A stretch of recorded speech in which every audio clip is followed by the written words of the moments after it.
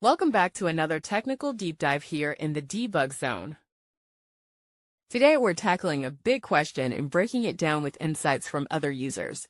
Hopefully this clears up some misconceptions and helps you get the answer you need. So buckle up, stay a little curious, and let's jump right in.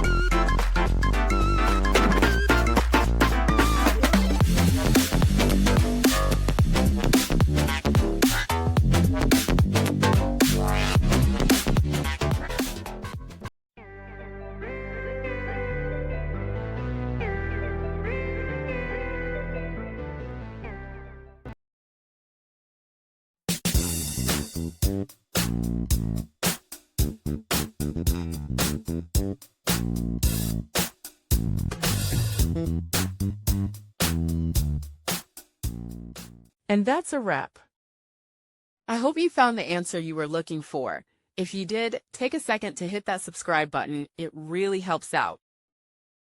And let me know in the comments which solution worked best for you. See you next time in the debug zone.